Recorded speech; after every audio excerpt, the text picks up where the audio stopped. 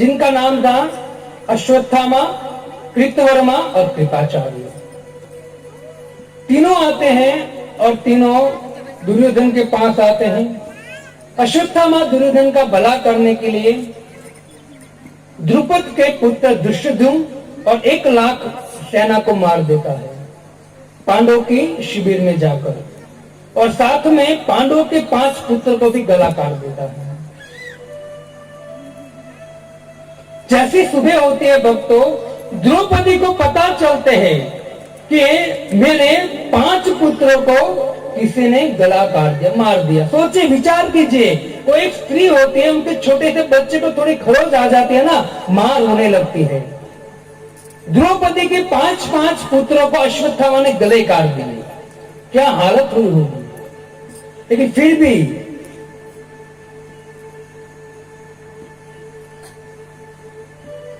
अर्जुन अश्वत्थामा को पकड़कर लेकर आते हैं और तुरंत द्रौपदी कहती है कि मुच्यताम ईश्वर, नितराम गुरु का पुत्र छोड़ दो उसको।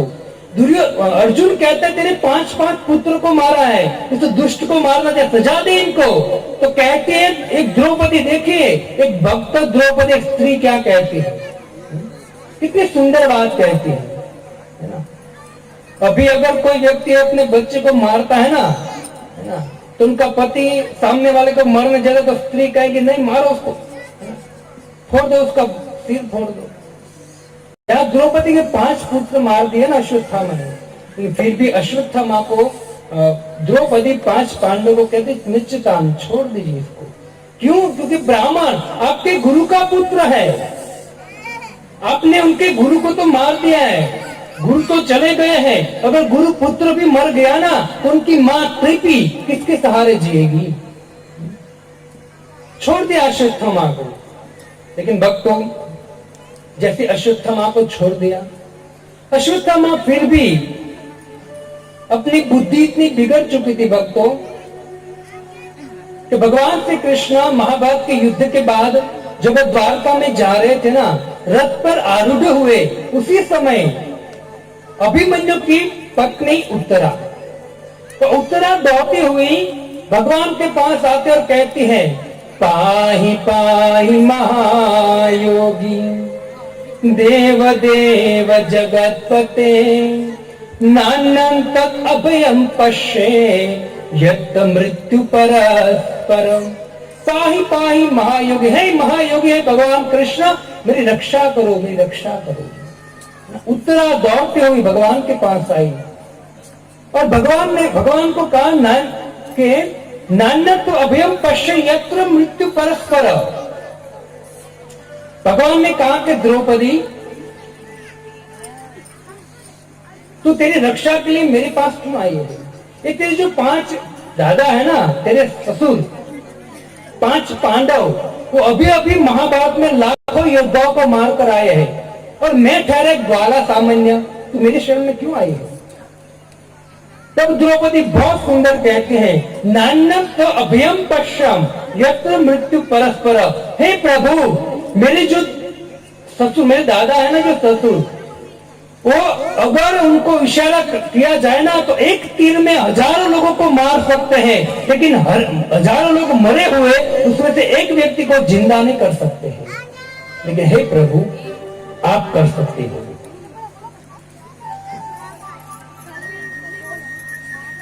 किसने कहा? ये उत्तरा ने। सही बात है भक्तों, है ना। जब मौत आएगी ना, हम जिस सगा संबंधी के लिए कुछ भक्ति नहीं करते हैं ना, वो सगा संबंधी आकर रोएंगे, कुछ कर नहीं पाएंगे, वो बचा नहीं पाएंगे, आकर रोएंगे वो, है ना। बचाएगा कौन? देव का लाल कृष्ण बचाएगा। जैसे उत्तरा के गर्भ में परीक्षित के रक्षा किया। उत्तरा कितनी सुंदर बात, एक स्त्री को सीखने लायक बात है कि अगर कहीं दुख मिले ना तो उत्तरा से शिक्षा लेनी चाहिए, है ना। किसकी शरण में जाना चाहिए? भगवान की शरण में जाना चाहिए। उत्तरा कहते अभिद्रवती मामिश, अभिद्रवती मामे शरस्तप्ता यशो विभु कामम दहतु मामदात मामी गर्भनिपात्यता। बहुत सुंदर बात कहती है कि प्रभु कोई बात नहीं, मुझे जीने की इच्छा नहीं है, ऐसा मत समझिए कि मेरी जिंदगी के लिए मैं आपसे भीख मांग रहा हूं, नहीं। कहती मामी गर्भोनी पात्रता, मैं भले मर जाऊं लेकिन मेरा गर्भ है ना, मेरे गर्भ में जो बालक है ना उसको कुछ नहीं होना चाहिए। देखो ये उत्तरा से सीखना चाहिए। अभी की स्त्री है ना गर्भ में बालक को मार देती है, क्या बोलते हैं, अबॉर्शन, क्या बोलते हैं उनको। याद रखना शास्त्र कहता है आप जिस बच्चे को अंदर ही मार देते हो ना उसकी सजा आपको मिलेगी, बच नहीं पाएंगे तुम, ये शास्त्र कहता है। जिस जीव को भगवान कर्म के द्वारा जन्म देना चाहते हैं लेकिन उसको आप कुछ दवा देकर एन प्रकार पेट में मार देते हो ना, छोड़ेंगे नहीं भगवान आपको। मैंने कल ही आपको बोला था ये सब आप मानो या ना मानो, जैसे मैं दृष्टांत देता हूं सूर्य का, कल मैंने दिया था, है ना। 10 व्यक्ति अंधे कहें कि सूर्य नहीं है तो क्या नहीं है, सूर्य है लेकिन वो अंधे है। हम हमारे पास सच्चा ज्ञान नहीं है, इसके बाद हमको एक्सेप्ट नहीं होती है। जब हम भागवतम भगवत गीता के द्वारा सुनेंगे ना तब पता चलेगा कि कर्म का क्या सिद्धांत है। अब देखते छोटे छोटे बच्चे कभी जन्म लेते मर जाते हैं, कैसे कैसे रोग होते हैं उनको, उसने क्या किया है, क्या किया उसने कुछ कर्म किया प्रभु जी, किया है पिछले जन्म। अब जो भी करोगे ना, अभी हम जो दुख और सुख भोग रहे हैं उसका कारण क्या है, कर्म है। छोड़ेंगे नहीं, ये प्रकृति छोड़ेंगे नहीं। इसे भगवान कहते हैं कि अर्जुन ये जो कर्म है ना, यज्ञ अर्थात एक कर्म को मेरे लिए करना चाहिए। यज्ञ अर्थात कर्म लोकोयम अन्यत्र लोकोयम कर्म बंधन, वरना कर्म का बंधन लगेगा और कर्म के बंधन के द्वारा दिन रात व्यक्ति दुखी है। उत्तरा सिखा रही है कि ये हत्या नहीं करनी चाहिए। उत्तरा कहती मैं भले मर जाऊं लेकिन मेरे गर्भ को आप रक्षा कीजिए, पुत्र की रक्षा कीजिए। आप सब कथा से परिचित हो, भगवान एक अंगूठा जैसा रूप बनाकर उत्तरा के गर्भ में प्रवेश किया। देखो भक्तों, भगवान कहते सबके हृदय में मैं हूं, तो उत्तरा के हृदय में भी है। उत्तरा के अंदर जो गर्भ है मतलब परीक्षित है उसके हृदय में भी है। और भगवान तीसरा स्वरूप अंगूठे का लेकर, अंगूठे जैसा रूप लेकर अंदर प्रवेश किया।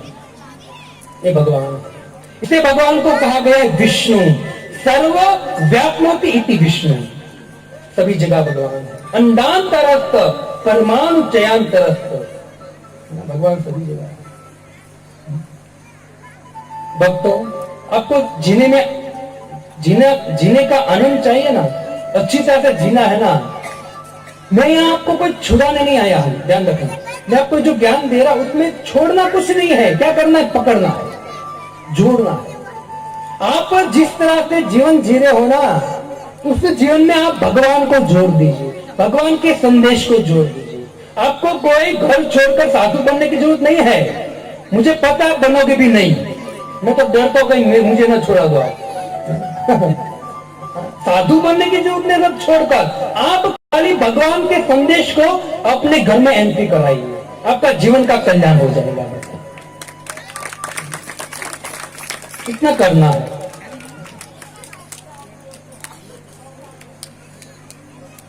ना। उत्तरा कितनी संदेश दे रही है। भगवान गर्भ में रक्षा करते हैं। देखो भक्तों, और एक सिद्धांत, हम सब गर्भ में थे, माता के गर्भ में हम सब रह चुके। कितने महीने, 9 महीने। गर्भ में जो बालक होता है उसकी रक्षा कौन करता है। आपका ध्यान यहां रखिए, बहुत सुंदर बात है। गर्भ में बालक होता है उसकी रक्षा कौन करता है। अंदर खाना कौन पहुंचाता है, भगवान, है ना। कभी आपने देखा नहीं प्रभु जी, जब मेरा बालक गर्भ में था ना तो हमने एक कान जाने दिया था, अंदर कान फिट किया और पाना पेट चाली कर अंदर नाक फिट किया, है ना, हाथ फिट किया, पैर फिट किया। सुना कभी आपने, ये कौन देता है, कोई है ना, कोई है।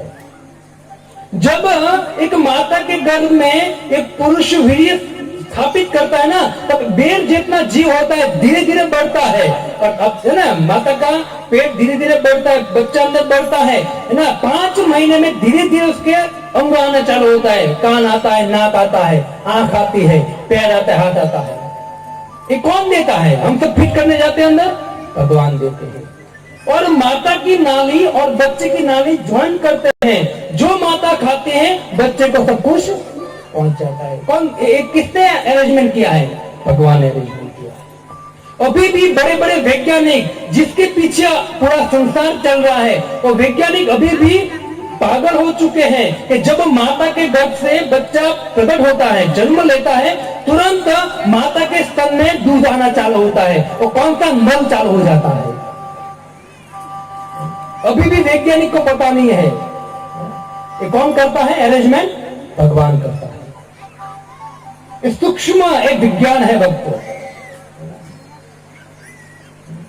अगर भगवान की कृपा न हो ना, हम हिल नहीं सकते यहां, है ना। एक मेरे ठाकुर की कृपा है। गर्भ में रक्षा किया परीक्षित का, और परीक्षित ने गर्भ में भगवान की मंगला आरती किया।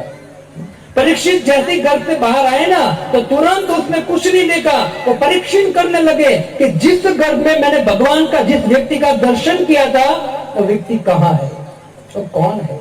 इसे उसका नाम पड़ा परीक्षित।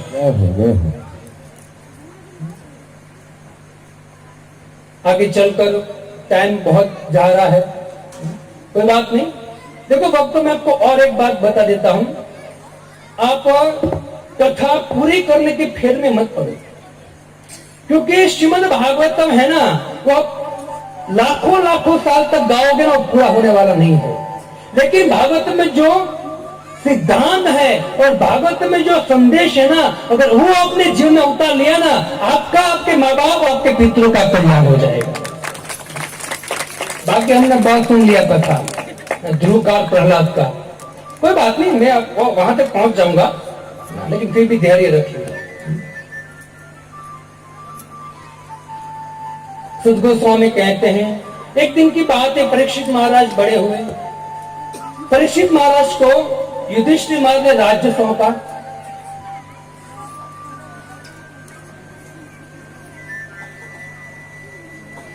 परीक्षित महाराज के शादी हुई इरावती से, 4 पुत्र हुए, जन्मेजय, श्रुतशर्मा, भीम और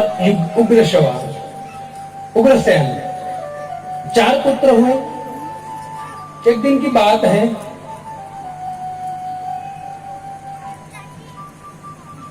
परीक्षित महाराज जंगल में शिकार करने के लिए गए, और जैसे शिकार करने के लिए गए, शिकार करते करते जंगल में अपनी सेना से विखुटे हो गए, अपने सेना से विखुटे हो गए, अलग पड़ गए। और अचानक उनकी सेना के, जो सेना थी उनके पास, वो सेना के पास क्या था? पानी था, और सेना जंगल में खो गई थी, अकेले थे, प्यास लगी। प्यास से व्याकुल होकर एक ऋषि का आश्रम था, जिस ऋषि का नाम था शौनक मुनि। तो शौनक मुनि के आश्रम आए। शौनक मुनि ध्यान में बैठे थे। राजा को लगा कहीं शौनक मुनि मेरा स्वागत नहीं किया तो कहीं सच तो है या झूठ है, ध्यान करना। उसने मरा हुआ सांप लेकर उनके गले में डाल दिया, और जैसे ही गले में डाल दिया, और परीक्षित महाराज ने सोचा कि नहीं, सत्य बोल रहे हैं, और वहां कमंडल पड़ा था शौनक मुनि का, सॉरी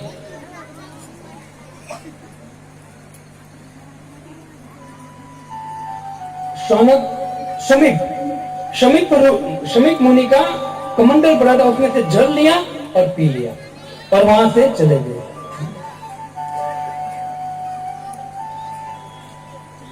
और जैसे चले गए, पता चला उनका पुत्र जिसका श्रृंगी, वो श्रृंगी कौशिकी नदी में अपने मित्रों के साथ खेल रहा था, स्नान कर रहा था।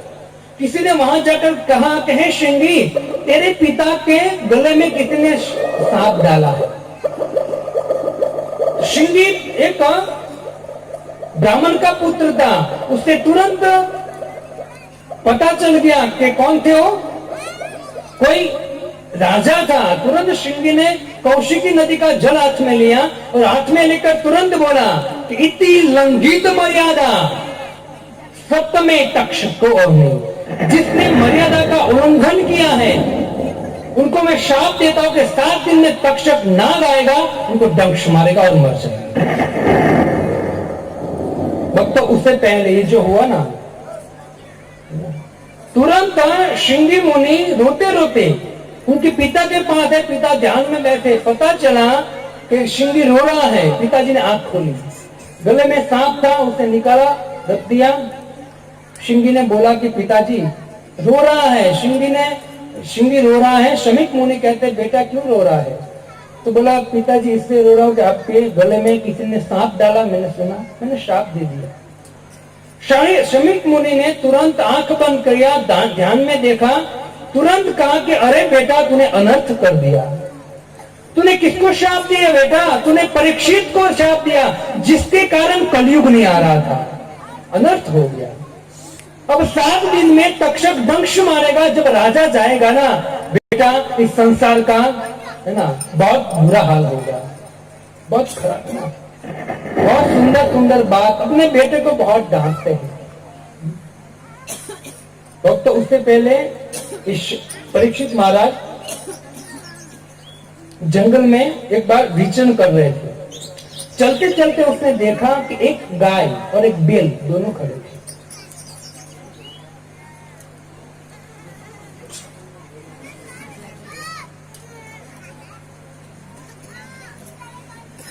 समय कम है, इसलिए वो कथा को मैं कल परसों कहूंगा।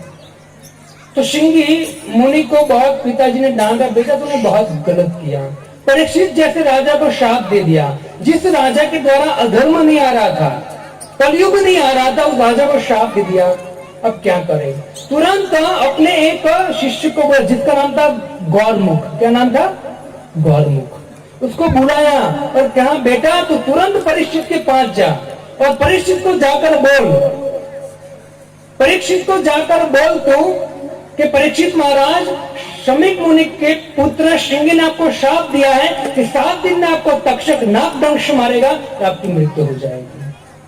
अब उसी समय भागवतम में कहते हैं कि परीक्षित महाराज विचार कर रहे थे कि मैंने गलत कर दिया, मैंने एक ब्राह्मण के गले में सांप डाल दिया, ब्राह्मण का अपमान कर दिया है, वास्तव में मुझे निश्चित सजा मिलनी चाहिए। वहां वेदव्यास जी कहते हैं कि परीक्षित महाराज ऐसा सोच रहे हैं कि हे प्रभु, ये जो ब्राह्मण और वैष्णव का अपराध मैंने किया है ना, उसकी सजा मुझे अकेले को मिलेगी।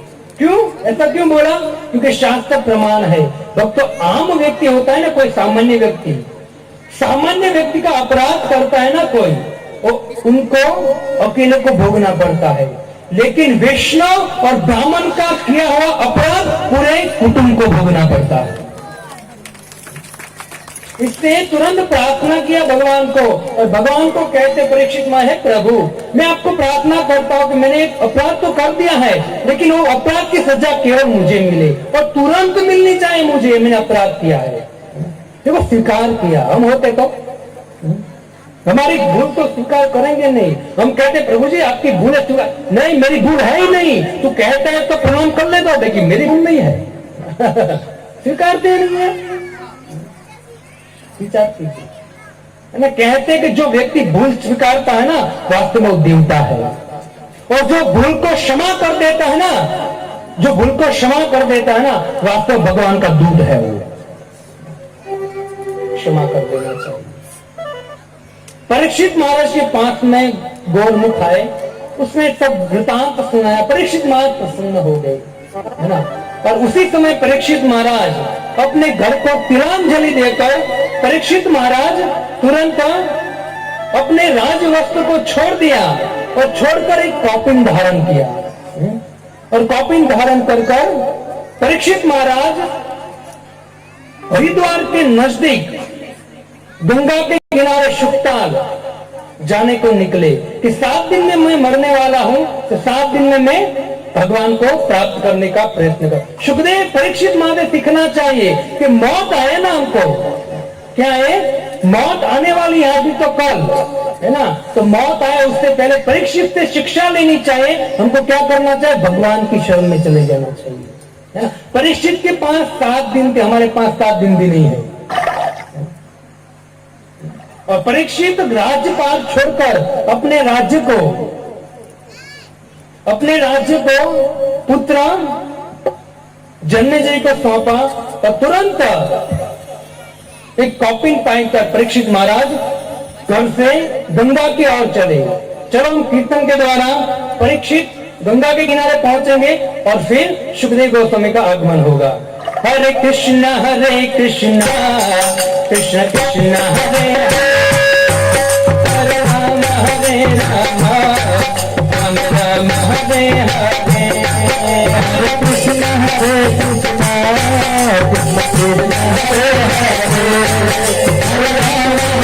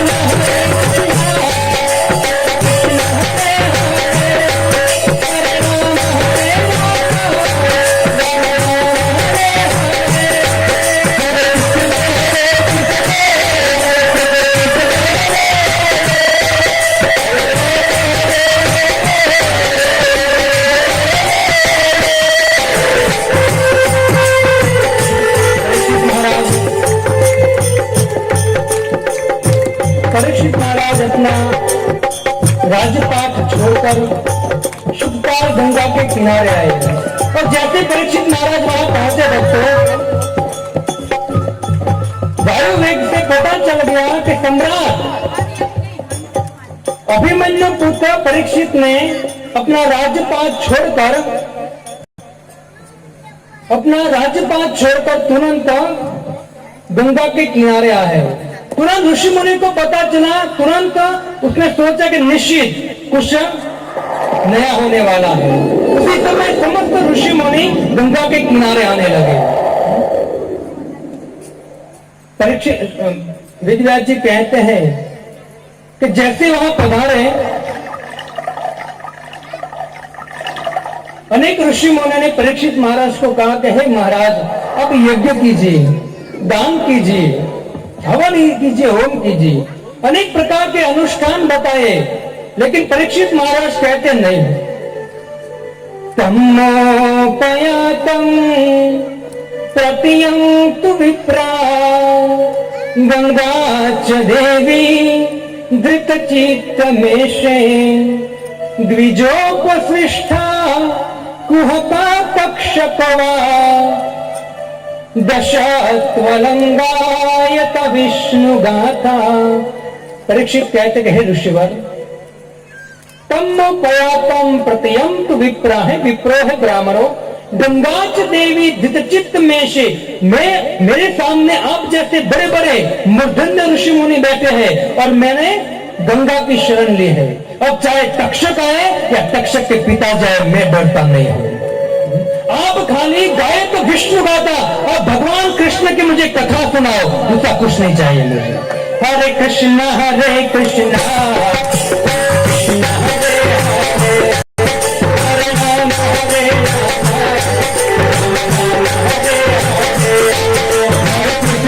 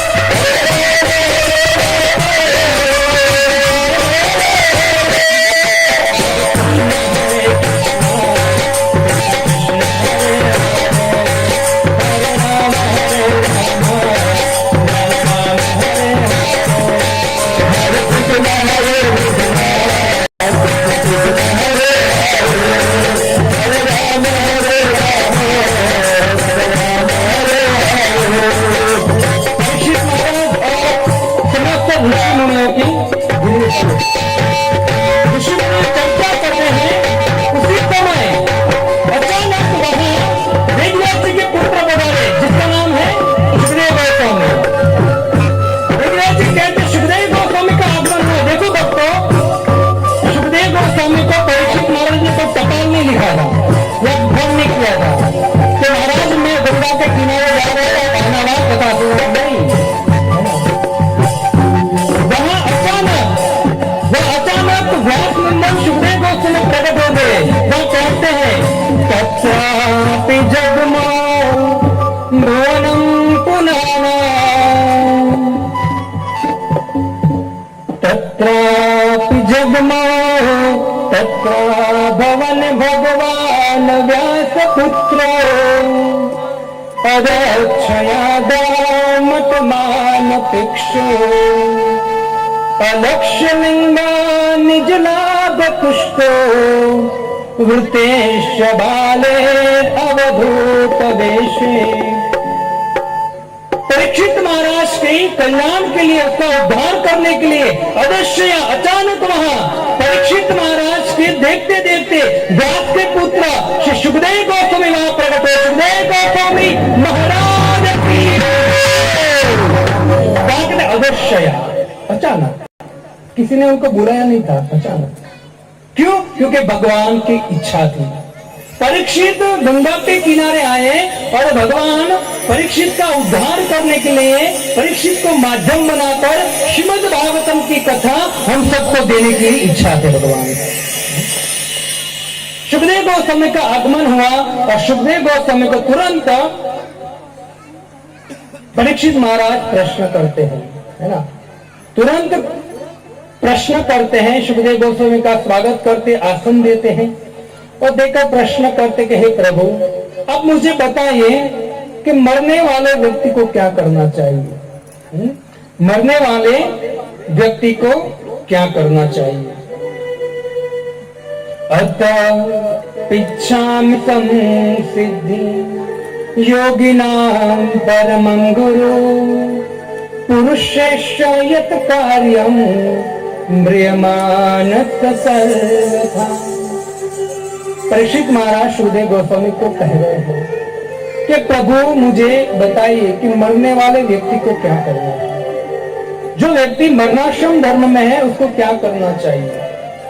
सभी लोग प्राय मरणाश्रम धर्म में हैं, सब लोग मरने वाले हैं। तो परीक्षित महाराज खुद अपने लिए प्रश्न नहीं कर रहे, हम सबके लिए प्रश्न कर रहे, तो सब लोग मरने वाले हैं। जैसे प्रश्न सुना सुखदेव गोस्वामी बहुत प्रसन्न हो गए और प्रसन्न होकर परीक्षित महाराज को कहते कि हे परीक्षित, तेरा प्रश्न है ना वही सुनने लायक है। भरियानेशते प्रश्न कृत लोक हितम नृप, पूरे लोक का हित हो जाएगा प्रश्न से। क्यों? क्योंकि तू खाली मरने वाला नहीं है, पूरा संसार मरने वाला है। तो प्रश्न पूरे संसार के लिए है, पूरे संसार के उद्धार के लिए है।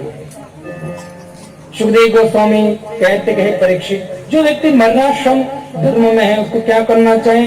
तो कहते तस्मात् भारत सर्वात्मा भगवान ईश्वर हरि, श्रोतव्य कीर्तितव्य समर्तव्य इच्छताम भयम।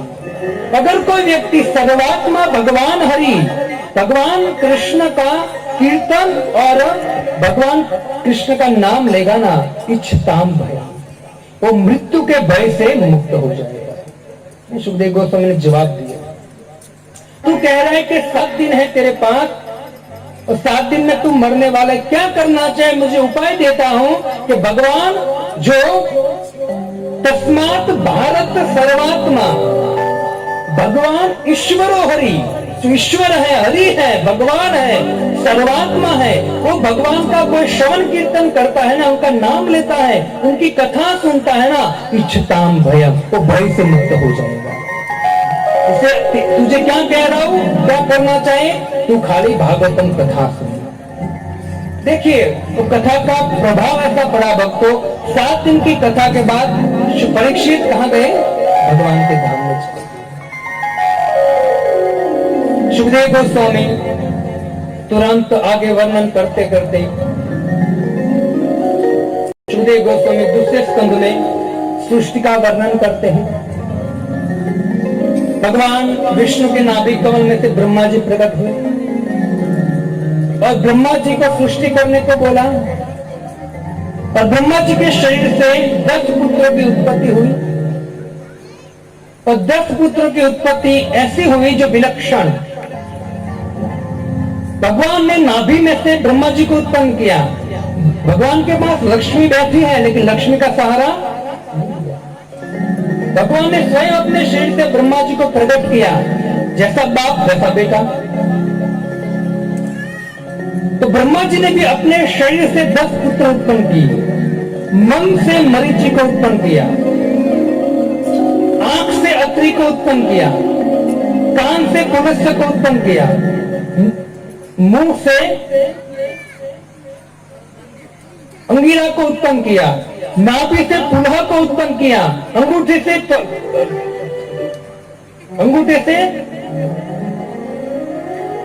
भृगु को उत्पन्न किया, त्वचा से कटु को उत्पन्न किया,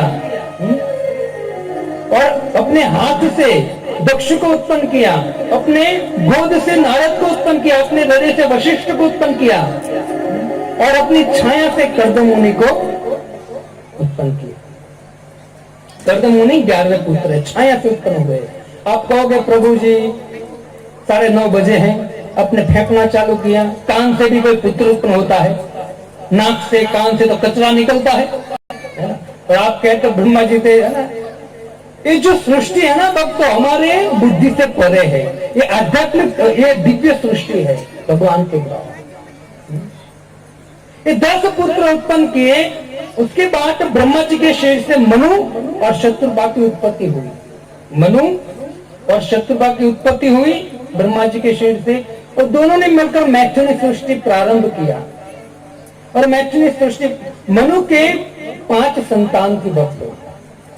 5 संतान में से 2 पुत्र थे, 3 पुत्री थी। 2 पुत्र थे उत्तानपाद और प्रियवत, 3 पुत्र थी आकुति, देवहूति और प्रसूति। और उसमें से एक पुत्र थी जिसका नाम था देवहूति। तो देवहूति की शादी कर्दम मुनि ब्रह्मा जी के पुत्र से हुई। एक दिन की बात है, ब्रह्मा जी के पास कर्दम मुनि आए और कर्दम मुनि ने कहा कि पिताजी मुझे बताइए, आज्ञा दीजिए मुझे क्या करना है। ब्रह्मा जी कहते हैं बेटा तू तपस्या कर, और जब तपस्या कर लेना, तपस्या करने के बाद तू शादी करना। देखो कितनी सुंदर शिक्षा दी है। शादी करना, लेकिन क्या करने के बाद? तपस्या करने के बाद। मतलब पता चले कि वास्तव में शादी का उद्देश्य क्या है। कर्दम मुनि तुरंत पिता की आज्ञा प्राप्त करके तुरंत जंगल में चले गए। कोई झुपड़ी नहीं थी, एक वृक्ष के नीचे बैठकर कर्दम मुनि हजारों साल तक तपस्या कर रहे हैं। और ऐसी तपस्या कर रहे हैं, सुखदेव गोस्वामी कहते हैं, हे परीक्षित, इस कर्दम मुनि की तपस्या को देखकर भगवान इतने प्रसन्न हो गए कि साक्षात कर्दम मुनि के सामने प्रकट हो गए गरुड़ के ऊपर। और कर्दम मुनि की तपस्या को देखकर भगवान के आंख से आंसू निकल गए। ऐसी ऐसी तपस्या करनी चाहिए, ऐसी भक्ति करनी चाहिए, भगवान प्रसन्न हो जाए। कर्दम मुनि को देख के भगवान प्रसन्न हो गए। भगवान के आंख से जो आंसू पड़े ना, अमृत में आंसू पड़े ना, उसका एक समुद्र बना, सरोवर बना, जिसका नाम है बिंदु सरोवर। क्या नाम है? बिंदु सरोवर। भगवान ने कर्दम मुनि को कहा कि बेटा मां तुझे क्या चाहिए। कर्दम मुनि कहते कि प्रभु वैसे तो मैं कुछ मांगने के लिए आपके पास नहीं आया हूं, लेकिन फिर भी मेरे पिता की आज्ञा है कि शादी कर सृष्टि आगे बढ़ाओ। भगवान कर्दम मुनि ने कहा मुझे ऐसी पत्नी दो जो मुझे भक्ति में हेल्प करे। कैसी पत्नी दो? मुझे भक्ति में हेल्प करे। ऐसी ऐसी पत्नी की चाह करनी चाहिए जो धर्म में हमको सहाय करे। भगवान ने कहा कर्दम आज से 3 दिन के बाद ब्रह्मा जी के पुत्र मनु, उनकी पुत्री इको थोड़ा कम दे, थोड़ा इको कम दे, उसकी पुत्री को लेकर तेरे पास आएंगे, तू उनको स्वीकार कर लेना। ऐसा कहकर भगवान चले गए। 3-4 दिन के बाद मनु महाराज वहां आए और मनु महाराज पूरी सृष्टि, पूरे ब्रह्मांड के राजा थे, लेकिन अपनी पुत्री को पूछा बेटा तुझे कैसा वर चाहिए। देवहूति कहते पिताजी मुझे कर्दम मुनि से शादी करनी। अब कर्दम मुनि, अब देखिए राजा की पुत्री, और कर्दम मुनि एक फक्कड़ साधु थे, एक वृक्ष के नीचे भजन कर रहे थे। लेकिन ये मनु महाराज की पुत्री ने किसको चॉइस किया? एक ऐसे व्यक्ति को चॉइस किया जो तपस्या कर रहा है। अभी माँ बाप क्या करते हैं, पुत्री की शादी कराने के लिए बेटे का पैसा होना चाहिए, पैसे वाला, अच्छा बिजनेस होना चाहिए, अच्छा मकान होना चाहिए, अच्छी गाड़ी होनी चाहिए, और संस्कार हो या ना होते को लेना देना नहीं, ये सब होना चाहिए। भक्तशील होना चाहिए। अपनी पुत्री भले बड़े घर में न दो, लेकिन संस्कारी लड़का होना उनको दे दो, आपकी पुत्री का जीवन सफल हो जाएगा। अभी इतने अज्ञान में मनुष्य जी रहे, बस पैसे के पीछे पड़े हैं ना, क्योंकि संस्कार हुए ना, भगवान की भक्ति होगी ना, ये सब चीज अपने आप आएगी पीछे। संस्कार का खेल है, माँ बाप को सीखना चाहिए। मनु महाराज थे, है ना, बड़े राजा थे, जो पूरे ब्रह्मांड के राजा थे, वो अपनी रानी जैसी पुत्री को लेकर किसको दे रहे हैं, एक कर्दम मुनि जो फक्कड़ साधु है, वहां आए और कहा कि एक पुत्री आपसे शादी करना चाहते, आपको स्वीकारो। कर्दम मुनि ने स्वीकार कर लिया। कर्दम मुनि ने कहा कि मैं तुझे स्वीकार करता हूं, लेकिन एक शर्त पर, जब मैं तुझे पुत्र दे दूंगा, पुत्र प्राप्ति तुझे हो जाएंगी ना, मैं तुझे छोड़कर चला जाऊंगा, जंगल में संन्यास ले लूंगा, मैं तब तक रहूंगा यहाँ जब तक तुझे पुत्र ना हो। मंजूर है। दोनों की शादी विवाह हुआ, दोनों अपना गृहस्थ जीवन जी रहे हैं। भक्तों, एक बहुत सुंदर बात है, जैसी शादी हुई दूसरे ही दिन या वही दिन कर्दम मुनि 1200 साल तक ध्यान में चले गए थे। कितने साल? अभी किसी की शादी हो और एक दिन भी अगर पूरा दिन मंदिर में रहे, है ना, तो पत्नी झाड़ू लेकर मंदिर आएगी, पीटेगी उनको, है ना। ये 1200 साल तक तपस्या ध्यान में रहे, और वो जो देवहूति है उसकी सेवा करते रही। आप सोचोगे प्रभु जी, कर्दम मुनि 12 साल ध्यान में थे और आप कहते हो देवहूति सेवा कर रही थी, क्या सेवा कर, वो तो ध्यान में थी, है ना। तो संत कहते भाई, पति देव को धर्म में परेशान नहीं करना वही सेवा है। धर्म कर रहा है पति, उसको परेशान न करना वही सेवा है ना। देवहूति कुछ नहीं बोली, ध्यान दे उनका सेवा करते रहे। 12 साल के बाद वापस ध्यान से ऊपर उठे। उसके बाद तुरंत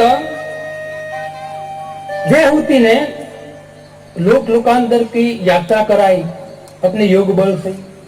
देवहूति ने सोचा कि पतिदेव, एक स्त्री की इच्छा होती है कि उसको संतान हो, और गृहस्थ जीवन है तब शोभा देता है जब संतान हो। सही बात है। जो व्यक्ति के घर में संतान नहीं होता है ना, वो बहुत दुखी रहते हैं। आपने देखा, प्राय दुखी रहते हैं। तो शोभा है संतान। तुरंत कर्दम मुनि ने अपनी पत्नी की इच्छा पूरी करने के लिए 9 संतान उत्पन्न की, 9 पुत्रियां, और 9 पुत्री की शादी 9 ऋषि मुनि से किया। और कर्दम मुनि ने कहा कि मेरा काम हो गया, तुझे संतान हो गया, अब मैं जा रहा हूं, संन्यास ले रहा हूं। देवहूति माता तुरंत कर्दम मुनि के चरण में पड़ गई और कहा कि हे पतिदेव, अब मुझे छोड़कर चले जाओगे। शास्त्र में भी ऐसा लिखा है कि जब लड़की छोटी हो ना, तो उसके पिता के संरक्षण में रहती है। युवान हो जाए तो उसके पति के संरक्षण में होती है। जब वो वृद्ध हो जाए ना, तो उनके पिता के पुत्र के संरक्षण में होती है। लेकिन मेरे 9 पुत्री थी, 9 पुत्री का तो ब्याह कराना है, अभी हुआ नहीं था, और ब्याह हो भी जाएगा पतिदेव, लेकिन वो ब्याह होने के बाद भी मैं तो अकेली रहूंगी ना, कोई पुत्र नहीं है। और 9 पुत्र की शादी हो जाए और मुझे पुत्र दे के आप जाइए। कर्दम मुनि ने कहा ठीक है। 9 पुत्र की शादी कराई, और फिर कर्दम मुनि भगवान स्वयं कपिल के रूप में देवहूति के गर्भ से प्रकट हुए। बोले कपिल देव भगवान की जय। देखो भक्तों, भगवान कपिल ने देवहूति ने और कर्दम मुनि ने कहा नहीं था कि मुझे आप मेरे घर में पुत्र रूप में आना, नहीं बोला था, ऐसा नहीं बोला था, मांगा नहीं था। लेकिन फिर भी कर्दम मुनि की ऐसी तपस्या देखकर भगवान स्वयं कपिल के रूप में उनके घर अवतरित हो गए। विदेशी लोग प्रभुपाद जी को पूछते हैं, प्रभुपाद जी आप कहते भगवान का ये अवतार, वो अवतार, ये अवतार, वो अवतार। भगवान के सारे अवतार क्या भारत में होते हैं, विदेश में नहीं होते हैं, है ना। जहां भी देखो अवतार सब भारत में होता, विदेश में क्यों नहीं होते भगवान के अवतार। तो प्रभुपाद जी कहते कि भाई आपके विदेशी लोग सुबह शादी करते हैं, शादी के लाइन में खड़े रहते हैं, और शाम होते होते तलाक की लाइन में खड़े होते हैं, है ना? और 6 महीने में 6 तो शादी करते हैं।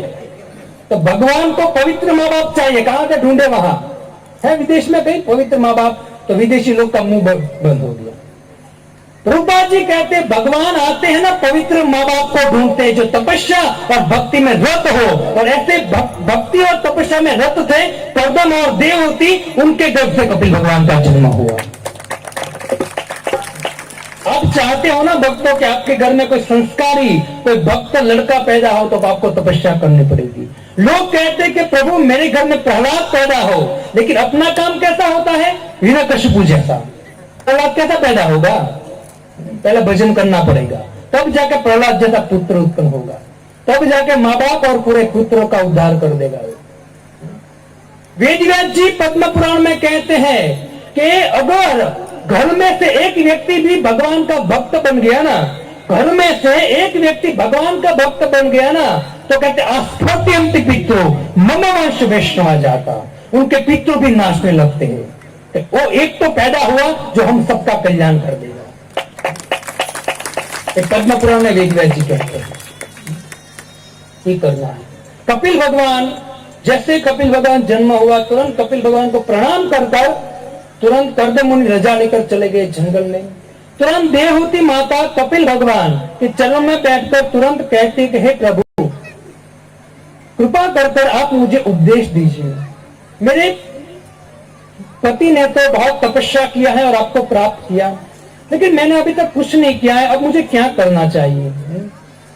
कपिल भगवान को अपनी माता देवहूति प्रश्न करती है कि हे प्रभु मुझे आप बताइए, निर्विण्णाम नितराम भुन्न सिदंद्रिय ताशम इन संभाविमानेन प्रपन्नांगम तम प्रभु। मैं अभी तक अंधेरे में रही हूं, अज्ञान में रही हूं, मैंने कोई तपस्या भक्ति नहीं किया है और मैंने अपने इंद्रियों को भोगा है। आप कृपा कीजिए और मुझे ऐसा ज्ञान दीजिए जिससे मैं आपको प्राप्त कर सकूं। इस सृष्टि से कैसे छूटे, इस संसार से दुख से कैसे छूटे। कपिल भगवान अपनी माता को कहते हैं, हे माता, इस जगत में वास्तव में जो बंधन है ना, वो बंधन क्या है और बंधन से छूटने का उपाय क्या है, वो कपिल भगवान का जानते सुनिए। बंधन क्या है और बंधन से छूटने का उपाय क्या है? कपिल भगवान कहते हैं, वो कहते हैं प्रसंगम अजरम पाशम आत्मा नाम तब यो विदु। आत्मा को बंधन दे, जीव को बंधन देने वाला कौन है? तो वे प्रसंगम। प्रसंगम का अर्थ है आसक्ति। क्या है? आसक्ति। ये जो आसक्ति है ना माता, वही सबसे बड़ा बंधन का कारण है। और आसक्ति से छूटने के लिए कहते हैं सएव साधुषु मोक्ष द्वार अपावृत। अगर कोई व्यक्ति को भक्त साधु का दर्शन हो जाता है ना, तो ये जो आसक्ति है, वो आसक्ति को छोड़कर वो व्यक्ति निश्चित भगवान के धाम में प्रवेश करता है। भक्तों, हम आपस में आसक्ति रखकर बैठे हैं। वास्तव में पति पत्नी जो है ना, उसका कोई संबंध नहीं है। आप बुद्धि से विचारोगे ना, पहले था नहीं और मरने के बाद भी रहने वाला नहीं है। पुत्र पिता या माता पुत्र का कोई संबंध नहीं है। संसार में जो भी आप देख रहे हो, जो आपके संबंधी लगते, किसी का किसी के साथ संबंध नहीं। अकेला है कि अकेले जाने वाले, लेकिन फिर भी मेरा पुत्र, मेरी पत्नी, मेरा पति। अपने पुत्र में इतने आसक्त होते हैं कि अगर कोई बाजू वाले का पुत्र होता है ना, तो बाजू वाले का पुत्र उनके घर के बाजू में पेशाब करता है ना, तो उसको मारकर भगा देते हैं। जानते सुनिए आप, अपना पुत्र न हो, बाजू वाले का पुत्र अगर हमारे घर के बाजू में पेशाब भी करता है, उसको मारकर भगा देते, भाग जाते। और अपने पुत्र को कंधे पे बिठाते हैं, और अगर वो अपना पुत्र जिसको मानते हो अगर कान में भी मुत जाएगा ना, तो ऐसा लगेगा कि गंगा का स्राव है। वो अपना है और वो अपना नहीं है, निकल यहां से। ये आसक्ति है। सोचिए, ये मेरा है, ये पराया है, ये मेरी है, ये पराई है। भगवान इसमें भेद नहीं करते। मम्मी अंश सब मेरे है, भगवान के नाते देखा जाए ना तो हम सब भगवान के हैं, है ना। हम आपस में जो संबंध है ना कर्म के अनुसार मिला है। याद रखना चाहे घर में मिलकर करना क्या है, भगवान को पुकारना है। जब हमारा मन भगवान में होगा ना तब कभी भी दुख नहीं मिलेगा, है ना। मतलब चिंता उपाधि से टेंशन में नहीं रहोगे। क्यों? क्योंकि सबका मन जब एक होता है और एक होकर जब भगवान का भजन करता है ना तो व्यक्ति कभी भी चिंता में नहीं रहता। कपिल भगवान कहते इस अजन्म पाश, इसकी व्याख्या बहुत हो सकती है, हमारे पास टाइम नहीं है तो थोड़ा स्पीड बढ़ा रहा हूं। ये जो अजन्म पाश है, आसक्ति रूपा पाश है ना, वो पाश से मुक्त होने के लिए कहते हैं स एव साधुषु मोक्ष द्वार। अगर साधु का सेवा हो जाए ना तो मोक्ष का द्वार खुल जाएगा, मोक्ष का द्वार खुल जाएगा। तो माता कहते कि बेटा मुझे बताइए कि जो साधु हैं वो साधु का लक्षण क्या है? तो कहते तितिक्षस्व कारण का सुयद सर्वदेहिना, वो करुणावान होते हैं, सहनशील होते हैं, सबके हितैषी होते हैं। जो साधु होता है सबको एक दृष्टि से देखता है। भगवान भगवद गीता में कहते हैं विद्या विनय संपन्न ब्राह्मणों गविहस्तु। जो साधु है अपने ज्ञान के द्वारा वो कुत्ते गधे हाथी में किसी में अंतर नहीं रखता, सबको भगवान के अंश के रूप में देखता है। हे माता, जो व्यक्ति साधु भक्तों का संग करता है और भक्तों के संग के द्वारा मेरी कथा कीर्तन कर कर जब प्रबुद्ध हो जाता है ना, वो व्यक्ति इतना आसक्त हो जाता है मुझ में कि संसारी आसक्ति उससे छूट जाती है। बहुत सुंदर उपदेश देते हुए कहते मैया न भावे न भक्ति कुर्वन्ते दृढ़ा सत्कृते तप्त कर्माणि तत्वा स्वजन बांधवा। हे माता, जब कोई व्यक्ति मेरी कथा सुनता है, मेरा नाम लेता है ना, वो व्यक्ति नाम और कथा में इतनी शक्ति होती है कि संसार के समस्त बंधन छूट जाता है और वो मुझ में इतना आसक्त हो जाता है, संसार की आसक्ति छूट जाती है, सब बंधन छूट जाते हैं और कथा और मेरे नाम के द्वारा इतना आसक्त हो जाता है मुझ में कि वो अपने तप्त कर्माणि, अपने समस्त कर्म छोड़कर वो मेरा भजन के अलावा कुछ नहीं करता है। सुंदर उपदेश देते हैं।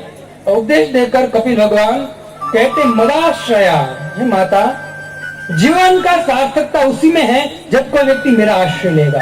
मद आश्रया कथा मृष्टा श्रवंती कथयंती च। जब मेरा आश्रय लेकर कोई व्यक्ति मेरी कथा सुनेगा, मेरा नाम लेगा, तो कहते कि तपंती विविधा तापा। संसार में जो व्यक्ति दिन रात दुखी है ना, तप रहे हैं, विविध कर्मों से तप रहे, विविध दुखों से तप रहे हैं, तो कहते हैं तपंती विविधा तापा नेतान मदगत चेतसा। उनकी चेतना मेरी कृपा से शुद्ध हो जाएगी और वो व्यक्ति नित्य आनंद को प्राप्त कर देगा। कपिल भगवान कहते हैं बहुत सुंदर। हे माता, इसे मनुष्य का एक ही काम है, सताम प्रसंगा मम भीड़ संविदो भवंति रित्कर्ण सुसायन कथा तज्जोषणानाम अपवर्गवत्मनि श्रद्धा रतिम भक्ति अनुसमिष्यति। जब कोई व्यक्ति सताम भक्तों के संग में मेरी कथा सुनेगा ना, तब जाके तज्जोषणानाम अपवर्गवत्मनि, उनको अपवर्ग की प्राप्ति होगी। अपवर्ग मतलब भगवान का धाम और पवर्ग मतलब सृष्टि। तो कपिल भगवान के सुंदर उपदेशों के द्वारा सुखदेव गोस्वामी कहते चौथे स्कंद में, हे परीक्षित, ब्रह्मा जी से जो 3 पुत्री हुए हैं, आकुति, देवहूति, प्रसूति, मैंने देवहूति की व्याख्या तुझे किया है। आकुति की शादी हुई प्रजापति रुचि से और प्रसूति की शादी हुई दक्ष प्रजापति से। और दक्ष प्रजापति और प्रसूति से 16 कन्या की उत्पत्ति हुई और उसमें से एक कन्या सबसे छोटी थी जिसका नाम था सती। सती की शादी शिव से हुई और शिव से शादी हुई, लेकिन बहुत समय चला गया, लेकिन शिव से और सती से कोई पुत्र उत्पन्न नहीं हुआ। उससे पहले सती ने अपने पिता के यज्ञ में जलकर वो अपना शरीर छोड़ दिया। तो तुरंत सुखदेव गोस्वामी को परीक्षित प्रश्न करते हैं कि ऐसा क्यों किया। तो उसकी कथा बहुत सुंदर, शिव जी और दक्ष प्रजापति की सुंदर कथा सुनाते हुए सुखदेव गोस्वामी आगे बढ़ते हैं और कहते हैं कि मनु महाराज के दो पुत्र, जिसका नाम था ध्रुव, और दो पुत्र थे उत्तानपाद और प्रियव्रत। छोटे उत्तानपाद थे और बड़े प्रियव्रत थे। उत्तानपाद बड़े थे लेकिन पहली कथा, प्रियव्रत बड़े थे लेकिन पहली कथा उत्तानपाद की कह रहे हैं। कहते कि उत्तानपाद को दो पत्नियां थी, एक का नाम सुरुचि था और एक का नाम सुनीति था। तो सुनीति और सुनीति के गर्भ से महाराज ध्रुव का जन्म हुआ और सुरुचि के गर्भ से उत्तम का जन्म हुआ। सुखदेव गोस्वामी कहते हैं कि जब सुनीति से उत्तानपाद का शादी हुआ, बहुत समय के बाद भी उनको कोई पुत्र नहीं थे। तो राजा तो अनेक क्षत्रिय जो होते अनेक शादी कर सकता है। सुनीति ने कहा, हे पतिदेव, आपको कोई पुत्र नहीं है और अगर वंशधार होना चाहे जो राज्य को चलाए, इसलिए मैं आपको निवेदन करता हूं कि आप दूसरी शादी कीजिए और शादी कर पुत्र की उत्पत्ति कीजिए। राजा ने सुनीति की बात सुनकर एक स्त्री जिसका नाम सुरुचि, उसके साथ शादी किया।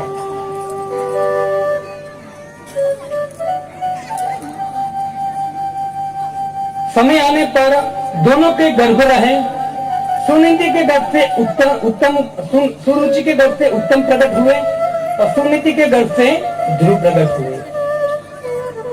एक दिन की बात है, दोनों भाई राज्य में खेल रहे थे। अचानक जो उत्तम था वो दौड़कर अपने राजा के जो राज सिंहासन पर बैठे थे गोद में बैठने का इच्छा किया। राजा ने पकड़कर उसको गोद में बिठा लिया। ध्रुव ने उत्तम को देखकर वो भी दौड़ा, उसने भी इच्छा किया, लेकिन राजा ने ध्रुव को गोद में नहीं उठाया, क्योंकि जो ध्रुव था और सुनीति का पुत्र था और सुरुचि का पुत्र था उत्तम, और राजा ज्यादा आसक्त थे सुरुचि से। तो सुनीति के पुत्र ध्रुव को ऊपर नहीं उठाया, और जैसे नहीं उठाया तो तुरंत वहां सुनीति आ गई, क्योंकि राजा सुरुचि से आसक्त होने के कारण डर रहे थे। तो उसी समय सुरुचि आई वहां और ध्रुव को पकड़कर धक्का दे दिया। और सुरुचि कहती कि तुझे अगर तेरे पिता के गोद में बैठना है ना, तो तुझे मेरे गर्भ से जन्म लेना पड़ेगा। देखो कितनी अहंकारी स्त्री है। अरे भाई, तेरे गर्भ में, वो बोले कि तुझे अगर तेरे पिता के गोद में बैठना है तो तुझे मेरे गर्भ से जन्म लेना पड़ेगा, और मेरे गोद से जन्म लेने के लिए तुझे भगवान को प्रसन्न, विष्णु को प्रसन्न करना पड़ेगा। और जब विष्णु इच्छा करेगा और विष्णु तुझे वरदान देगा, तब जाकर तू मेरे गर्भ में आएगा और प्रकट होगा, तब जाकर तू तेरे पिता के गोद में बैठ सकता है। देखो स्त्री कितनी अहंकारी है। अरे भाई, विष्णु अगर इससे प्रसन्न हो जाएंगे तो तेरे गर्भ में आने की क्या जरूरत है? तो उत्तानपाद की बात छोड़ो, मनु की बात छोड़ो और ब्रह्मा जी की बात छोड़ो, खुद अपना राज्य भी भगवान दे देंगे उनको। लेकिन ये जो सुनीति थे ना, सुरुचि, अहंकारी। श्लोक आज मुझे बोलना था लेकिन टाइम नहीं हमारे पास, कोई बात नहीं। सुरुचि जो है ध्रुव को बहुत फटकारा। वही जो ध्रुव है वहां रोने लगा, बहुत रोने लगा। उसी समय रोते रोते तुरंत सुनीति के पास आया, माता के पास, और माता के पास आकर बोलता है, हे माता। माता ने पूछा, बेटा क्यों रो रहा है? लेकिन ध्रुव महाराज इतने रो रहे थे कि बोलने के कुछ लायक बोल नहीं पा रहे थे। तुरंत वहां 2-3 दासी आई। वो दासी ने सब कुछ समझाया।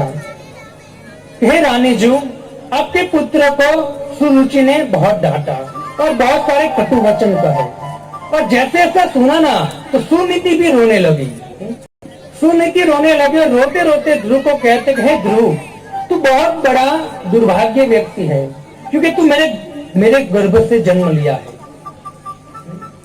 क्योंकि तेरे पिता है मुझसे प्रेम नहीं करते, मुझे तेरे महल से निकाल दिया है।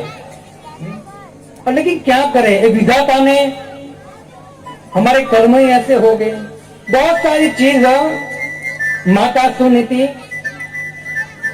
कह रही है ध्रुव को, और ध्रुव को कह रहे कि बेटा, मैं तुझे एक सलाह देती हूँ कि कभी भी तू, तेरी माता सुरुचि, उनका कभी दोष दृष्टि मत करना, उसकी निंदा मत करना, क्योंकि तेरी सुरुचि माता ने जो कहा ना वो तू करेगा ना तो निश्चित उसमें तेरा कल्याण है। क्या तेरी माता ने, सुरुचि ने कहा है कि तुझे अगर राज्य चाहिए, तेरे पिता के गोद में बैठना है ना, तो तू जंगल में जा और भगवान का भजन कर। अगर भगवान चाहेंगे ना तो तुझे तेरे पिता के गोद में बैठा सकते हैं। सुनीति कहते सही बात है बेटा, अगर भगवान चाहेंगे ना तो तुझे सब कुछ दे सकते हैं। ध्रुव ने कहा, अच्छा माता, तो मुझे बताइए, भगवान अगर सब कुछ देने को तैयार है, कोई एग्जाम्पल है आपके पास कि भगवान ने दिया हो? सुनीति कहते बेटा एग्जाम है, दृष्टांत है। कौन सा? तो कहते हैं तेरे पिता उत्तानपाद, उनके पिता मनु, और मनु के पिता ब्रह्मा जी का। ब्रह्मा जी भी ब्रह्मा बने, पूरे सृष्टि पे राज्य कर रहे हैं। उसका कारण कौन है? भगवान। भगवान ने ब्रह्मा जी के हृदय में ज्ञान दिया। ते नहीं ब्रह्म हृदय आदि कवि। भगवान ने राजा बनाया है ब्रह्मांड का। किसको? ब्रह्मा जी को भगवान ने। उनके पुत्र आपके तेरे दादा मनु महाराज को भी मनु बनाया है भगवान ने। जैसे बेटा, अगर तू भगवान के शरण ले लेगा ना तो निश्चित तुझे भगवान सब कुछ दे सकते हैं। ध्रुव महाराज कहते, माता तू मुझे बता भगवान कहाँ मिलेंगे? अब देखो 5 साल का बच्चा है छोटा, अगर 5 साल का बच्चा जंगल में जाने की इच्छा कर रहा है और माता उसको जाने की अनुमति दे रही है ना। अभी की माता अगर बच्चा मंदिर जाने की भी इच्छा करेगा ना तो माता पिता उसको रोकेंगे, बेटा साधु नहीं बनना है ना। तो थिएटर में जाएगा तो कहेंगे हाँ बेटा ले 500 ले, 100 ज्यादा ले ले। लेकिन अगर पुत्र कोई सत्संग में जाना चाहता है, भगवत गीता हाथ में लेते, तो माता पिता को डर लगता है कि मेरा पिता कहीं भक्त न बन जाए, साधु न बन जाए। अरे भाई, अर्जुन ने 4-4 शादी किया है। कितना? 4-4 शादी। अर्जुन को भगवान ने भगवत गीता का ज्ञान दिया, अर्जुन साधु बना। 4-4 शादी किया, 4-4 बीवी है उनकी। भगवत गीता कोई साधु नहीं बनाती है। भगवत गीता हमारे जीवन का उद्धार क्या है, गृहस्थ हो या कोई ब्रह्मचारी हो, इसे भगवत गीता पढ़ना चाहिए। अगर बेटा भगवत गीता पढ़कर भागवतम और भक्तों का संग कर अपना जीवन सुधारना चाहता है तो क्या प्रॉब्लम है। लेकिन माता पिता सोचते हैं, है ना, कि बेटा भगवत गीता हाथ में नहीं लेनी है, साधु का संग नहीं करना है। क्यों? क्योंकि हमने पूरा जीवन कुछ नहीं किया है, कभी भक्ति नहीं किया, तू कैसे कर सकता है ना। हम नहीं सुधरे हैं तो तुझे भी नहीं सुधरना है। हम नहीं सुधरेंगे। देखो 5 साल का बच्चा ध्रुव, और माता क्या कह रही है कि बेटा मैंने सुना है कि भगवान जंगल में मिलते हैं। बड़े बड़े ऋषि मुनि जब भगवान की प्राप्ति करने जाते तो जंगल में जाते हैं। ध्रुव महाराज तुरंत माता की आज्ञा लेकर जंगल में चले। देखो वक्त 5 साल का बालक है ना, इतना बड़ा घोर जंगल, अभी तो जंगल रहा ही नहीं है, तो ऐसे ऐसे जंगल से जाना मुश्किल रहता था। 5 साल का बालक भगवान की खोज के लिए निकला। देखो भक्तों, जब जब कोई व्यक्ति भगवान की खोज करने के लिए निकलता है ना, हर क्षण क्षण पग पग पर भगवान उसकी रक्षा करते हैं। ध्रुव महाराज निकले जंगल की ओर से। अब जैसे ही भगवान की इच्छा प्राप्त करने की इच्छा किया ना ध्रुव महाराज ने, तुरंत भगवान ने नारद जी को भेजा। नारद जी को भेजा और नारद जी ने कहा, बेटा तू कहाँ जा रहा है? तो बोला कि नारद जी आप मुझे बताएं कि भगवान कहाँ मिलेंगे। नारद जी ध्रुव महाराज की परीक्षा ले रहे हैं। कह रहे कि बेटा देख, तेरे पिता ने तुझे गोद में नहीं बिठा दिया ना, मैं तुझे एक बात कहता हूं कि तेरा पिताजी है ना, वो मेरा शिष्य है। गोद की बात जाने दे बेटा, मैं तुझे उनकी सिंहासन में बिठा दूंगा, ठीक है? तू चल घर आ जा, अभी तेरे खेलने की उम्र है, अभी तपस्या करने की उम्र नहीं है। ये नारद जी परीक्षा ले रहे कितना दृढ़ है ना। हम तो अभी एक माला चालू करते 2 दिन के बाद छोड़ देते हैं, है ना। हम डर नहीं होते हैं। अभी कथा सुना तो विचार करते नहीं कल से माला करेंगे, कल से मंदिर जाएंगे, लेकिन 2 दिन के बाद भूल जाते हैं, है ना। हमारी दृढ़ता चली जाती है। नारद जी ध्रुव के पास आकर कहते हैं कि हे ध्रुव, तू छोटा है, खेलने की आदत उम्र है, तू खेलना जा, और तुझे तेरे पिता के गोद में बैठा है, मैं बिठाऊंगा तुझे, चिंता क्यों, चल घर। तो नारद जी ने ध्रुव का हाथ पकड़ लिया, चल बेटा घर। तो ध्रुव ने नारद जी का हाथ झटक दिया और झटक कर कहते कि हे नारद जी, अगर आप मुझे बता सकते हो कि भगवान कहाँ मिलेंगे तो मुझे बताइए। अगर आप नहीं बता सकते हो तो अपना रास्ता नापिए, आप अपने रास्ते में मेरे रास्ते।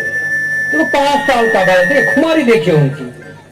रूपाद जी तात्पर्य में कहते हैं कि हमको ध्रुव महाराज से सीख लेना चाहिए, ध्रुव महाराज से सीख लेना चाहिए कि भगवान की भक्ति में दृढ़ता रखने से भगवान वास्तव में कृपा कैसे करते हैं। दृढ़ता लानी चाहिए भगवान की भक्ति में। 5 साल का बाद नारद जी को छोड़ दिया। नारद ने सोचा कि नहीं, कि पक्का शिष्य है मेरा, है ना। तुरंत नारद जी कहते बेटा चिंता मत कर, मैं तुझे बता तो भगवान कैसे मिलेंगे। नारद जी ने भगवान का रूप दिखाया कि भगवान ऐसे है, और अभी तू जा वृंदावन में, और वृंदावन में जाकर मधुवन में जा। मधुवन के बाजू में गंगा नदी बह रही है। अभी तो आप ध्रुव टीला देखा आपने? आप वृंदावन में जाओगे, ध्रुव टीला है जहाँ ध्रुव महाराज ने तपस्या किया है, पर्वत है ध्रुव टीला। उसके बाजू में गंगा यमुना नदी बहती थी, अभी बहुत दूर चली गई है। नारद जी कहते बेटा वहां जाकर स्नान करना, और स्नान कर कर मैंने तो तुझे रूप दिखाया है, उस रूप का चिंतन करना, रूप का चिंतन करना। और चिंतन किया, और ब्रह्मा जी ने उनको एक मंत्र दिया, है ना। और मंत्र के द्वारा कहा तो मंत्र बोलना, और मैं जो तुझे रूप दिखा रहा हूं ना, उस रूप का चिंतन करना, निश्चित तेरे सामने भगवान प्रकट हो जाएंगे। तुरंत ध्रुव महाराज मधुवन गए। चले हम भी मन से मधुवन चलते हैं, और कीर्तन करते हुए ध्रुव के सामने भगवान किस तरह से प्रकट होते हैं, हम थोड़ा कीर्तन के द्वारा भगवान की प्रागट्य कराते हैं। हरे कृष्णा हरे कृष्णा कृष्ण हरे हरे, हरे राम हरे राम, राम राम हरे हरे, हरे कृष्ण हरे कृष्ण कृष्ण हरे हरे,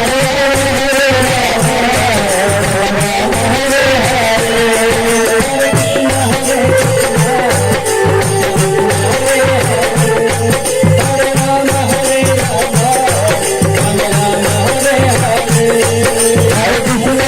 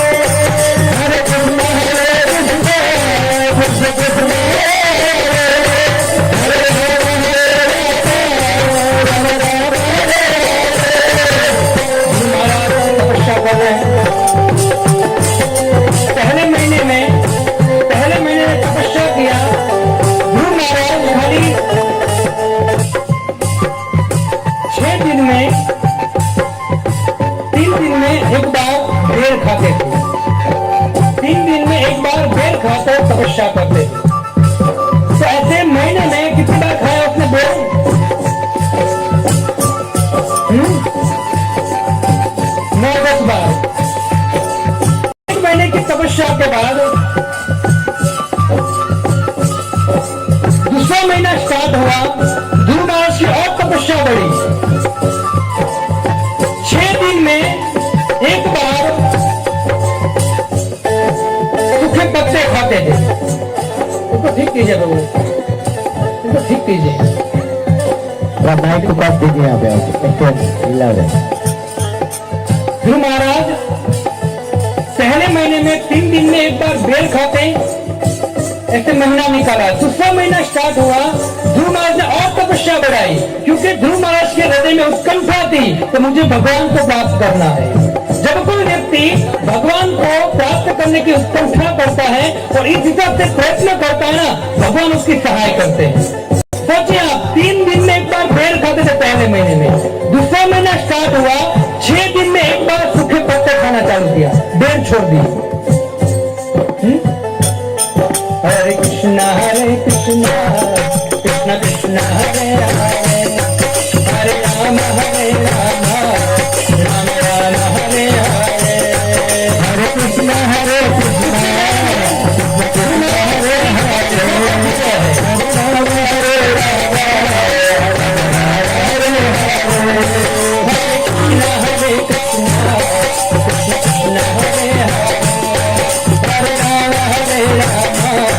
राम राम हरे हरे, हरे कृष्ण हरे कृष्ण कृष्ण हरे हरे राम हरे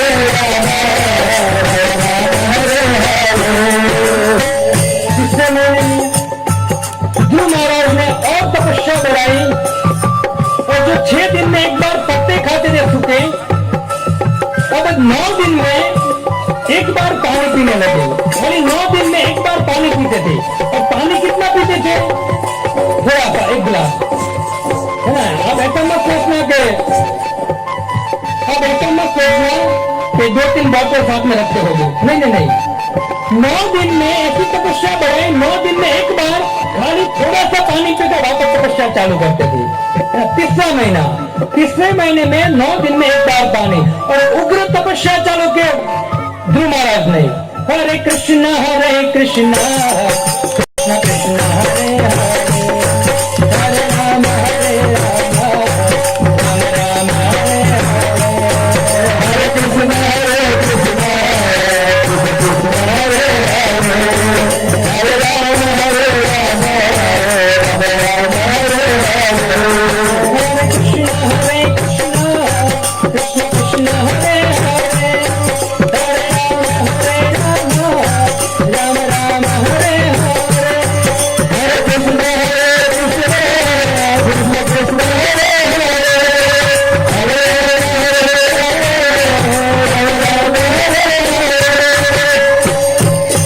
जब चौथा महीना स्टार्ट हुआ, ध्रुव महाराज ने पानी पीना भी बंद कर दिया। और चौथे महीने में 12 दिन में एक बार खाली श्वास लेते, एक बार श्वास लेकर और तपस्या बढ़ा ध्रुव महाराज ने। और एक श्वास, विचार कीजिए आप।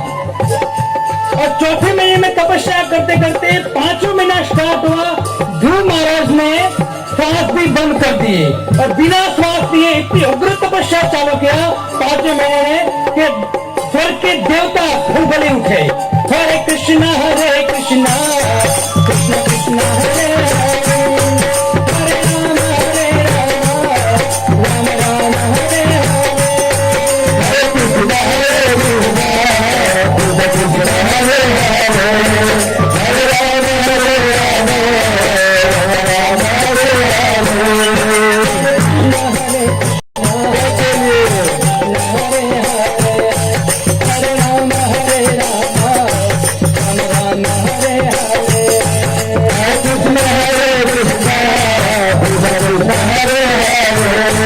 हरे राम राम हमें तो 15 दिन में शास्त्र एक बार एकादशी रहने को कहते हैं, है ना, लेकिन वो भी हम नहीं रह पाते हैं। ध्रुव महाराज की बात ही दूर रही है ना। ध्रुव महाराज के जैसी तपस्या करने को कहेंगे तो आप एक भी नहीं आओगे कल से। ध्रुव महाराज, क्योंकि उनके अंदर उत्कंठा, भगवान को 5वें महीने में श्वास बंद कर दिया तो भगवान और ध्रुव महाराज के स्वाद एक के श्वास हो गया।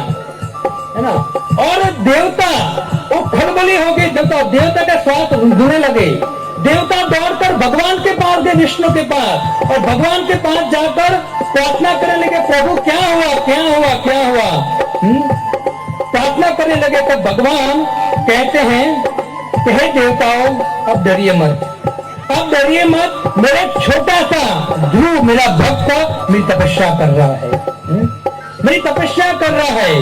मां बेष्ट बालम तपसो दुरत्यया, दुरत्य तपस्या कर रहा है। निवर्ण इष्ये पतिया स्वधाम, मेरे धाम की प्राप्ति के लिए, मेरी प्राप्ति के लिए वो ऐसी उग्र तपस्या कर रहा है। यतो ही वह प्राण निरोधयासीन दोतान पादीयम संततात्मा। अब चिंता मत करो देवता, अभी मैं जाता हूँ। देवताओं ने कहा प्रभु जल्दी जाइए, आपने थोड़ी सी भी देरी किया ना तो यहाँ स्वर्ग खाली हो जाएगा, हम सब मर जाएंगे, है ना। सोचिए इस भक्त भगवान की तपस्या में कितनी शक्ति है ना।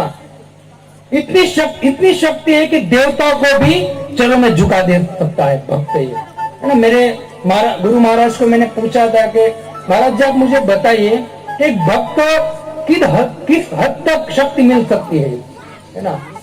तब महाराज कहते हैं कि भक्त में इतनी शक्ति होती है ना कि ब्रह्मांड की बात जाने दो तो भगवान को भी वश कर लेता है। ब्रह्मा सहित इस ब्रह्मांड की बात जाने दो, देवताओं सहित भगवान को भी वश कर लेता है। क्यों? क्योंकि भक्ति करता है ना, भक्ति भगवान को प्रिय है। और भगवान कहते हैं भक्ति वश पुरुष, मैं भक्ति के वश हो जाता हूँ। और जब कोई व्यक्ति भक्ति करता है ना तो भगवान उनके नौकर बन जाते हैं। जैसे आप देखिए अर्जुन के सारथी बन गए भगवान। तुरंत वहां भगवान ध्रुव महाराज जहां उग्र तपस्या कर रहे हैं, एक पग एक अंगूठे पे खड़े हैं ध्रुव महाराज, है ना। एक पैर पर खड़े, एक पैर ऊपर ले लिया, एक अंगूठे पे खड़े हैं। उसी समय भगवान ध्रुव महाराज के सामने प्रकट हो गए। जैसे ध्रुव महाराज के सामने प्रकट हो गए और ध्रुव महाराज फिर भी तपस्या कर रहे। देखो भगवान सामने है, लेकिन ध्रुव महाराज जो है वो अपने हृदय में किसका चिंतन कर रहे हैं? वही भगवान का चिंतन कर रहे हैं जिस भगवान बाहर खड़े हैं। भगवान चतुर्भुज रूप में ध्रुव को दर्शन देने के लिए बाहर आए ना, लेकिन ध्रुव किसका चिंतन करे? वही भगवान का अंदर चिंतन करे जो किसने दिखाया था? नारद मुनि ने।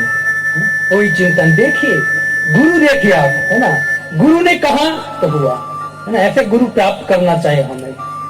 और भगवान ने सोचा कि ध्रुव जो है तो ध्रुव महाराज अंदर मेरा रूप का दर्शन करते, इससे भगवान ने अपने दृष्टि के द्वारा जो अंदर का टेलीकास्ट था लाइव वो बंद कर दिया। जो अंदर भगवान ध्रुव भगवान को अंदर देख रहा था ना, तो भगवान ने अपनी दृष्टि अपनी शक्ति के द्वारा उस रूप को अजल कर दिया। और जैसे रूप को अजल कर दिया तुरंत ध्रुव महाराज चटपटाने लगे। तुरंत चटपटाते हुए जैसे आंख खोली ना, जिस रूप का दर्शन अंदर कर रहे थे वही रूप को उसने बाहर देखा। बोलो कृष्णचंद्र भगवान की, महाराज की।